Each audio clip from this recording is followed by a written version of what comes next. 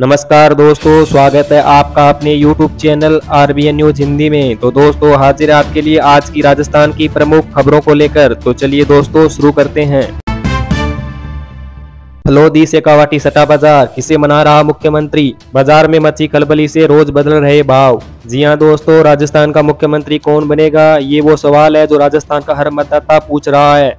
सबके पास इस सवाल के अपने अपने जवाब भी हैं और तर्क भी। मुख्यमंत्री को लेकर बढ़ रही उत्सुकता के बीच भास्कर ने फलोदी और शेखावाटी सटा बाजार की टोली है और जानने की कोशिश की है कि वहां किसका दावा सबसे मजबूत है। बातचीत में सामने आया है कि जयपुर में दिल्ली तक बीजेपी की बैठकों, बाड़ेबंदी की खबरों और बयानों से सीएम पद के दावेदारों के भाव हर दिन बदल रहे हैं। 8 दिसंबर से पहले दूसरे नंबर पर चल रही वसुंधरा राजे अब सबसे कम भाव के साथ प्रमुख दावेदार बन गई हैं। दोनों सट्टा बाजारों में अश्विनी वैष्णव दूसरे नंबर पर हैं। उनसे पहले इस पोजीशन पर ओम बिड़ला थे, लेकिन 10 दिसंबर को आए ताजा अपडेट में वे चौथे नंबर पर चले गए हैं। शेखावाटी सट्टा बाजार में राजेंद्र राठौड़ और सतीश पूनिया रेस में बताए जा रहे हैं।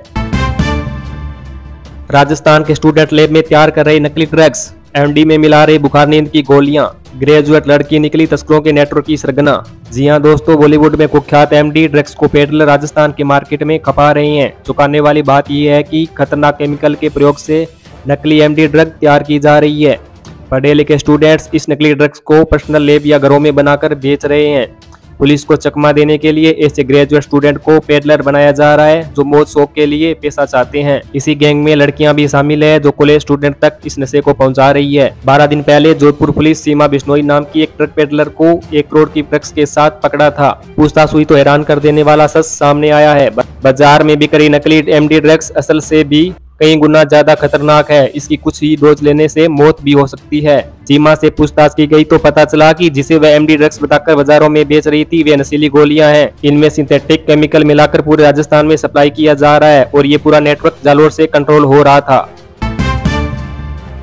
राजस्थान में सीएम पर सस्पेंस बरकरार, मध्य प्रदेश के बाद होगा राजस्थान सीएम का फैसला। तीनों राज्यों में एक ही पैटर्न अपनाया जाएगा। जी हां दोस्तों, राजस्थान की राजनीति का सियासी घटनाक्रम लगातार बदलने के साथ ही रोचक रूप ले रहा है। रविवार को छत्तीसगढ़ में जहां विधायक दल की बैठक के बाद मुख्यमंत्री का चयन कर लिया गया है, वहीं मध्य प्रदेश में आज विधायक दल की बैठक होगी जिसमें नए मुख्यमंत्री का चयन किया जाएगा। राजस्थान में बीजेपी विधायक दल की बैठक सोमवार को नहीं होगी। पार्टी सूत्रों के मुताबिक अब मध्य प्रदेश के बाद राजस्थान सीएम पर फैसला होगा। सीएम चयन में तीनों राज्यों में एक ही पैटर्न अपनाया जाएगा। वहीं वसुंधरा राजे से विधायकों की मुलाकात को भाजपा प्रदेश अध्यक्ष सीपी जोशी ने शिष्टाचार मुलाकात करार दिया। रविवार देर रात भाजपा मुख्यालय में मीडिया से बातचीत में जोशी ने कहा, वसुंधरा राजे पार्टी की राष्ट्रीय उपाध्यक्ष और 2 बार मुख्यमंत्री रही है। वरिष्ठ नेताओं से जीते हुए जनप्रतिनिधि लगातार मुलाकात कर रहे हैं, वहीं पार्टी कार्यालय भी आते हैं। ऐसे में यह एक सामान्य मुलाकात है। प्रहलाद गुंजल के वसुंधरा राजे को मुख्यमंत्री बनने के बयान पर भी जोशी ने कहा, ऐसी कोई बात मेरी जानकारी में नहीं है, अगर ऐसा है तो उसे भी देखेंगे। इसके बाद ही विधायक दल की बैठक के सवाल पर जोशी ने कहा, जल्द ही विधायक दल की बैठक का आयोजन किया जाएगा। SMS इमरजेंसी का विस्तार होगा, 34 बेड लगेंगे, सभी तरह के इमरजेंसी पेशेंट का इलाज होगा। जी हां दोस्तों, राजस्थान के सबसे बड़े SMS अस्पताल की इमरजेंसी का विस्तार होगा। ट्रोमा के केसेस के अलावा अन्य सभी तरह की इमरजेंसी वाले पेशेंट का यहाँ इलाज होगा। अभी जिस तरह से इमरजेंसी केस बढ़ रहे हैं उन्हें देखते हुए पिछले साल काफी समय से इमरजेंसी के विस्तार की जरूरत थी। SMS मेडिकल कॉलेज प्रिंसिपल अधीक्षक और टीम ने मिलकर इसका प्लान तैयार किया है। अब ब्लूप्रिंट तैयार कर लिया गया है। इमरजेंसी के विस्तार के साथ साथ यहाँ उपकरण, बेड और आधुनिक तकनीक से इमरजेंसी ट्रीटमेंट किया जाएगा। इस प्रोजेक्ट में करीब 12.5 करोड़ रुपए खर्च होंगे और पूरा पैसा CSR फंड से खर्च होगा। SMS अस्पताल अधीक्षक डॉक्टर अचल शर्मा ने बताया कि यहाँ 2 मंजिला बिल्डिंग तैयार होगी जिसमें करीब 34 बेड हाई एफिशिएंसी यूनिट बनाई जाएगी। यह 2 मंजिला बिल्डिंग पुरानी इमरजेंसी से इंटरकनेक्ट होगी और किसी भी मरीज के गंभीर होने पर शिफ्टिंग आसानी से की जा सकेगी। एडिशनल प्रिंसिपल और emergency incharge doctor Rakesh Jain ने बताया कि इमरजेंसी के ग्राउंड फ्लोर पर ट्राइएज एरिया बनाया जाएगा। इसमें रेड, येलो और ग्रीन एरिया हो, यानी रेड एरिया में अति गंभीर और येलो में कम गंभीर और ग्रीन एरिया में सामान्य मरीजों को एडमिट किया जाएगा। यहाँ अल्ट्रासोनोग्राफी, बायोमेडिकल रिकॉर्ड रूम भी होगी। फर्स्ट फ्लोर पर कम सीरियस केस होंगे और यहाँ करीब 25 बेड होंगे। SMS हॉस्पिटल कॉलेज के प्रिंसिपल डॉक्टर राजीव बगरहटा और emergency doctor incharge Rakesh Jain ने बताया, इमरजेंसी का विस्तार होगा, इसका प्लान तैयार कर लिया गया है, जल्दी काम शुरू होगा। बड़ा फायदा होगा कि नई कार्डियो विंग भी इमरजेंसी जुड़ी होगी, इससे गंभीर मरीजों को तुरंत उपचार मिल सकेगा। मोड़ी पंचायत की पूर्व सरपंच को जेल, वर्ष 2015 में पंचायत के कामों में किया गबन। जी हां दोस्तों, वर्ष 2015 के गबन के मामले में गोगुंदा पुलिस ने मोड़ी ग्राम पंचायत की पूर्व सरपंच डोलीबाई पत्नी डालूराम गमेती को गिरफ्तार किया, जिसके बाद उसे कोर्ट में पेश किया गया, जहां उसे जेल भेज दिया है। थानाधिकारी शैतान सिंह थानावत ने बताया कि दिसंबर 2015 में मोड़ी के लोगों ने डोलीबाई गमेती, सच्ची रूपलाल खडलू, एयन चंद्र अग्रवाल और जयन सुहास मनोहर के खिलाफ गबन के आरोप लगाते हुए एफआईआर दर्ज करवाई गई थी। मामले में जांच जारी है तथा रूपलाल खडलू, सुहास मनोहर व चंद्रेश अग्रवाल को उच्च न्यायालय से अग्रिम जमानत मिली हुई है। उन्होंने बताया कि लंबे समय से फरार डोलीबाई को गिरफ्तार कर कोर्ट में पेश किया गया, जहां उसे जेल भेजा गया है। डोलीबाई 2010 से 2015 तक मोड़ी ग्राम पंचायत की सरपंच रही थी। 2015 में हुई पंचायत राज चुनाव के बाद गांव के कुछ लोगों ने उसके खिलाफ ग्राम पंचायत द्वारा करवाए गए 33 कार्यों में गबन करने के आरोप लगाते हुए एफआईआर दर्ज करवाई थी। उन कार्यों में 4,20,000 रुपए का गबन करने का आरोप था। रिपोर्ट दर्ज होने के बाद जिला परिषद की जांच टीम ने जांच की, जिसमें तीनों को दोषी बताते हुए गबन की राशि वसूलने की अनुशंसा की गई थी। हालांकि अभी तक एफआईआर पर अभी तक पूरी जांच नहीं हो पाई है। बता दें, पूर्व सरपंच डोलीबाई गमेती अशिक्षित है।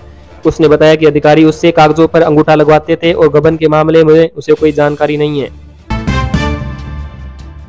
तस्करी का नया तरीका, टेम्पो पर देवताओं के बैनर, 60 लाख का 3 कुंटल 90 किलो गांजा पकड़ा। जी हां दोस्तों, पुलिस से बचने के लिए तस्कर नित नए तरीके खोज लेते हैं। ऐसा ही एक मामला सादुल शहर में गांजा तस्करी के दौरान सामने आया। पुलिस ने एक टेम्पो पर देवी देवताओं के बैनर लगवाकर बनाए गए धार्मिक ढांचे से 3 कुंटल 90 किलो गांजा पकड़ा है। यह गांजा आंध्र प्रदेश से तस्करी कर लाया गया, जो हरियाणा व पंजाब में बेचा जाना था। मामले में पुलिस ने 2 जनों को गिरफ्तार किया है।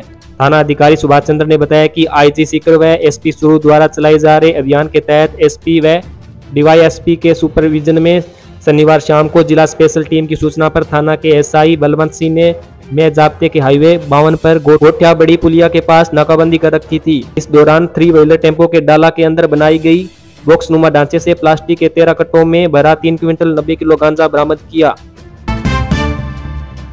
90 की बजाय 120 मिनट मिलने से स्टूडेंट को राहत। दिल्ली नेशनल लॉ यूनिवर्सिटी में प्रवेश के लिए आईलेट की परीक्षा हुई। जी हां दोस्तों, दिल्ली की नेशनल लॉ यूनिवर्सिटी में प्रवेश के लिए राष्ट्रीय स्तर पर आईलेट की परीक्षा रविवार को सुबह 11 से 1 बजे तक आयोजित हुई।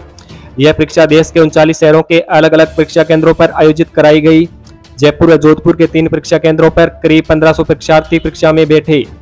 जोधपुर में नेशनल लॉ यूनिवर्सिटी व जयपुर के सुबोध कॉलेज व महाराजा कॉलेज को परीक्षा केंद्र बनाया गया था। इस परीक्षा के पेपर में जनरल नॉलेज व अंग्रेजी का सेक्शन आसान रहा, वहीं लॉजिकल रीजनिंग, एनालिटिकल रीजनिंग व लीगल एप्टीट्यूड का सेक्शन मॉडरेट था। आईलेट एक्सपर्ट सागर जोशी ने बताया कि इस बार भी पेपर में परिवर्तन किया गया। एक ही पेसेज पर अंग्रेजी व लॉजिकल रीजनिंग के प्रश्न दिए जाते थे, लेकिन इस बार दोनों सेक्शन को पूरी तरह से अलग रखा गया और लॉजिकल रीजनिंग के साथ ही लीगल एप्टीट्यूड के प्रश्न भी दिए गए।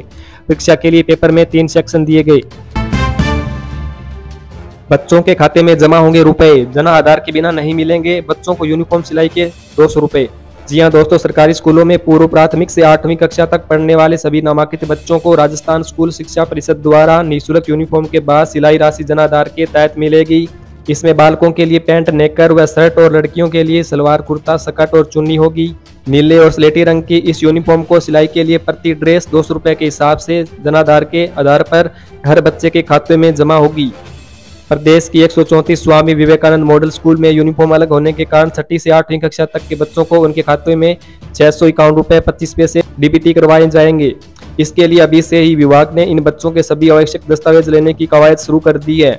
खास बात यह है कि गत वर्ष जोधपुर में करीब 11,000 से अधिक बच्चों के पास जनाधार नहीं होने के कारण यह सिलाई के लिए राशि उनके बैंक खातों में जमा नहीं हो सकी। हालांकि इसमें अधिकतर ब्लॉक ने 90 से 92% जनाधार अपडेट कराने का काम कर लिया था।